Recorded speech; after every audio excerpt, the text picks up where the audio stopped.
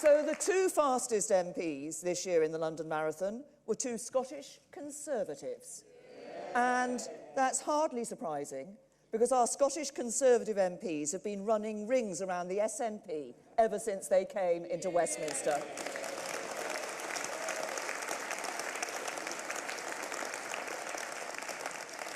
Now, Andrew is not just a fantastic representative for West Aberdeenshire and Kincardine, but he's also a brilliant addition to my team in Downing Street. And thank you, Andrew, for all you do as my PPS.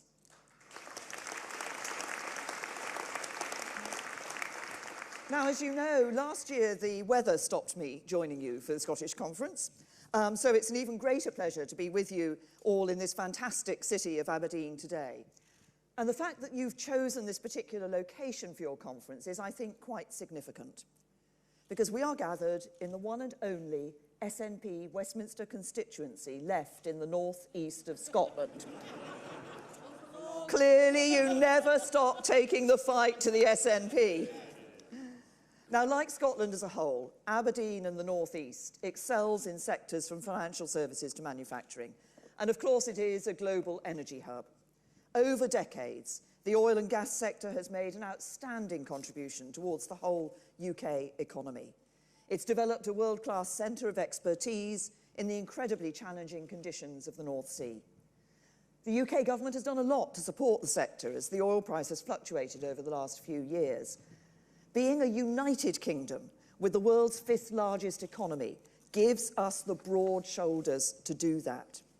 So we've changed the tax regime to help save jobs and ensure businesses stay competitive. We set up the Oil and Gas Authority as a strong independent regulator for the UK continental shelf and made Aberdeen its HQ. We worked with the Scottish Government to deliver an Aberdeen City deal, one of many right across Scotland, from the Borderlands deal in the south to Inverness and the Highlands in the north. And here in Aberdeen, the deal established the Oil and Gas Technology Centre and the National Decommissioning Centre. This year, we launched a call for evidence to see what more we can do to strengthen our position as a global energy hub. And today I can announce that the UK government will back plans for a new global underwater hub right here in Aberdeen. It would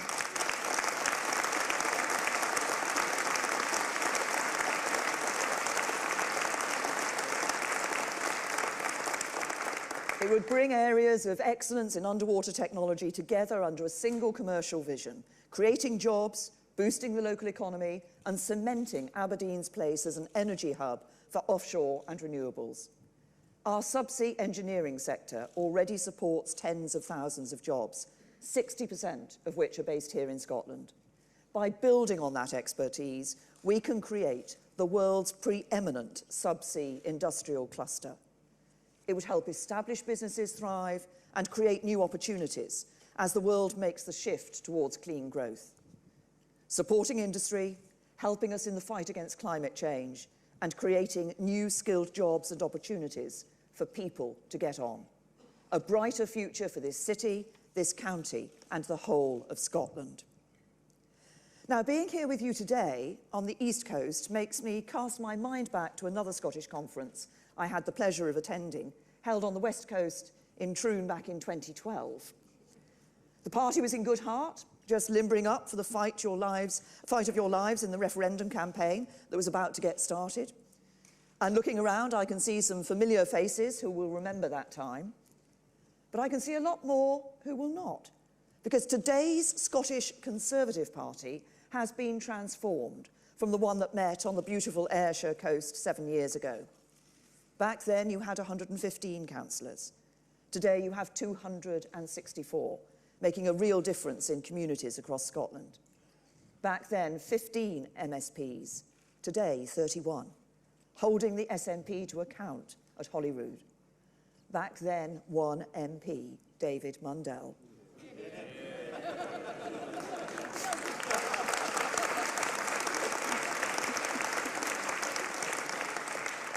I forget whether it's David or Ruth that said that he needed some friends, and you gave him 12. Today, he's one of 13. And as I've said earlier, those 13 Scottish Conservative MPs are the clearest and strongest voices speaking up for Scotland at Westminster. In 2012, you were fighting with the Liberal Democrats over third place. Now you've defeated Labour to become the main opposition to the SNP.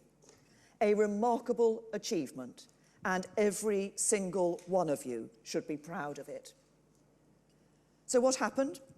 What turned things round so dramatically? I could answer that question in one word: Ruth. For the last few months, she's been on maternity leave, bringing baby Finn into the world, and with Jen, getting to know him, showing that success in one of the biggest jobs in British politics should be no barrier to a woman starting a family. And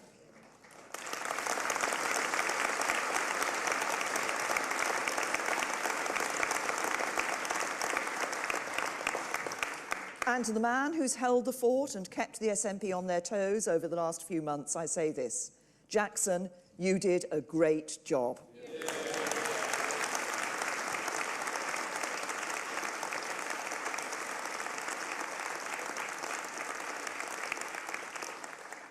But the boss is back.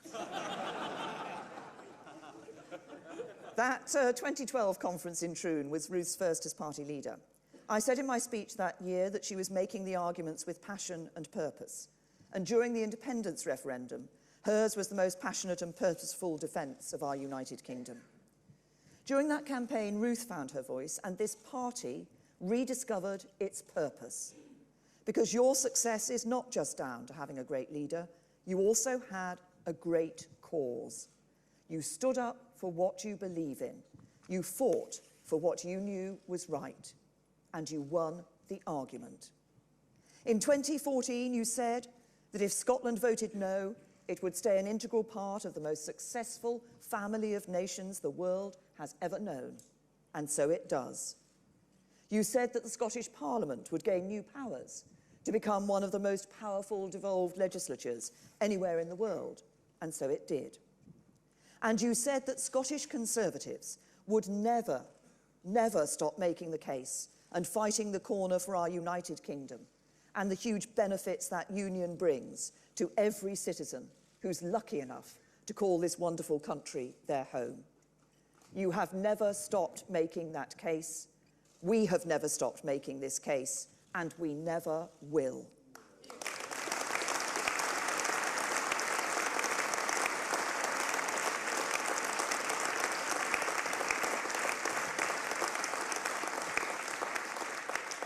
Compare that record of consistency and respect for the democratic process with the record of the SNP.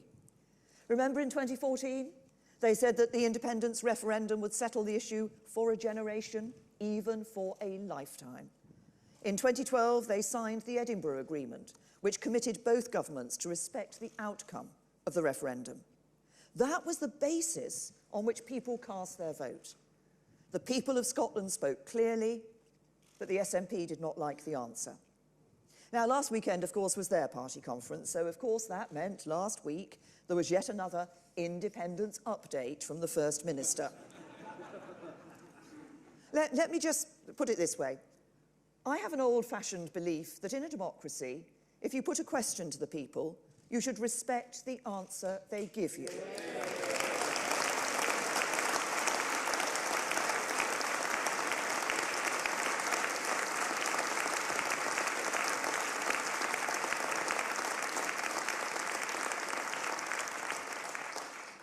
Now, that seems to be a pretty big difference between Nicola Sturgeon and me. Because not only does she want to rerun the independence referendum because she didn't like the decision of the people of Scotland, she also wants to rerun the EU referendum because she didn't like the decision of the people of the UK. Now, many Scottish Conservatives campaigned passionately for Remain. But like me, you accepted the decision of the British people, and you put your shoulders to the wheel to help get the best possible deal. Once again, there's a big contrast with Nicola Sturgeon and the SNP. On the morning after the vote, before the dust had even begun to settle, before any serious discussions could take place, the First Minister invited the television cameras into Bute House to put the most divisive issue in Scottish politics, in her words, back on the table. I would have welcomed a First Minister of Scotland who wanted to work with me to deliver a good Brexit deal for the UK. But I knew from the start that Nicola Sturgeon was not interested in that outcome. She saw Brexit as an opportunity to further her party's obsession with one thing and one thing only: independence. Just imagine if Scotland had a government that put as much energy into improving Scotland's hospitals as the SNP put into chasing independence. A government as focused on boosting Scotland's economy as the SNP is on internal debates about the hypothetical currency of an independent Scotland. Or a First Minister who actually lived up to her promises to restore Scotland's education system instead of letting it standing slip in the international rankings. Well, in 2021, you will have the chance to offer the people of Scotland a government that is devoted 100% to improving the lives of Scots, a Scottish Conservative government, and it's an opportunity I know you will seize.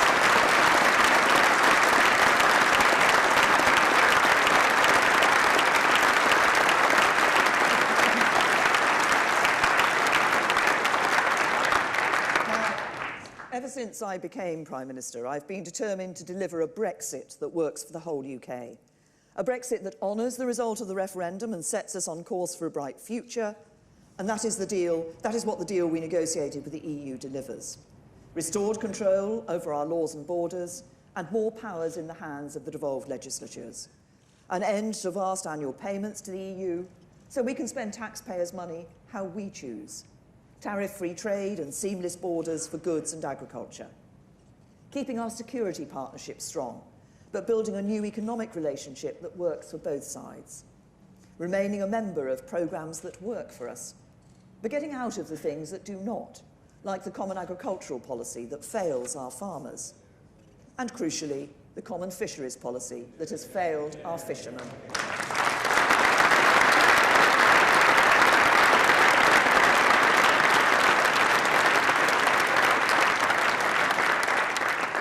The SNP, of course, want powers over fishing to stay with Brussels. Only the Conservatives will make the CFP in Scotland a thing of the past. All 13 Scottish Conservative MPs backed the withdrawal agreement when Parliament voted on it in March. If others had followed suit, we would be leaving the EU on the 22nd of May. But they did not, and we've had to face up to that fact. So we've had to reach out to the official opposition to secure cross-party support for a deal. And that work continues, with one clear aim: to get a deal over the line in Parliament, because that is the only way to deliver on the instruction of the British people. And across the UK, people want to see the issue of Brexit resolved and for our country to move forward. With Parliament making clear it will do all it can to stop a no-deal exit, that can only be achieved by leaving the EU with a deal. That is our goal, and it is one we are determined to deliver. Because the future for the whole United Kingdom, if we leave the EU with a deal that works for us, is a bright one. We have everything it takes to make a success of what lies ahead. The strength in diversity that comes from being a union of 4 great and proud nations will be crucial to that success. Scotland makes a huge contribution to our union, and it always has. As we chart a new course as a global Britain post-Brexit, we will build on our strengths to help us take on the world. We will make the most of the United Kingdom's global reach. Our diplomatic clout as permanent members of the UN Security Council, a leading power in NATO, chair in office of the Commonwealth. UK diplomats, many born or educated in Scotland, serving all our interests right around the world. Staff in the United Kingdom Government's International Development Department, headquartered in East Kilbride, are improving the lives of some of the most vulnerable and disadvantaged people on the planet, and helping build a safer, healthier and more prosperous world as they do so. Our wonderful armed forces, the finest in the world, with a major footprint here in Scotland. The Royal Marines at RM Condor in Angus, the Royal Navy at HM Naval Base Clyde, the RAF at Lossiemouth and the British Army in Edinburgh, Stirling and the Highlands. The SNP, of course, have chosen to tax people in Scotland more heavily than anyone else in the UK. So our brave armed service personnel were due to have less in their pay packets each month just because they were based in Scotland. But following a passionate campaign from Scottish Conservative MPs, the UK government has ensured that defence personnel in Scotland are protected from those higher taxes, so there is no penalty for serving in Scotland.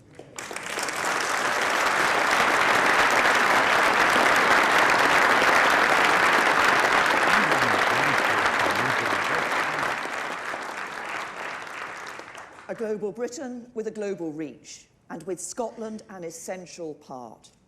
And we will use that global reach and the new freedoms that being outside the EU will bring to open up new markets and drive up our international trade. The UK remains by a long way Scotland's biggest and most important market.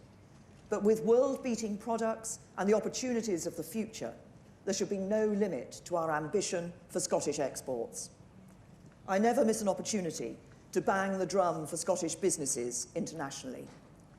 And I have been proud to take the Scotch Whisky Association, representing an industry that on its own accounts for over 20% of all UK food and drink exports, on every international trade mission I have led as Prime Minister.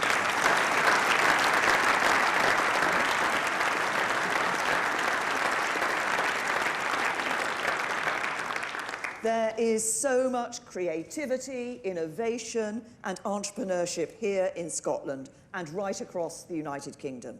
It should fill us with pride and fill us with optimism too. Scotland's success matters to me. It matters to everyone who cares about our United Kingdom. And a Conservative government will always put the interests of our union first. I'm convinced that the future that awaits us is a bright one, that huge prizes are to be won by a country of our talent and ambition. We will only reach that bright future if we stand together. Together as a party. Together into a bright future worthy of our great past. And together as a proud union of nations. Thank you.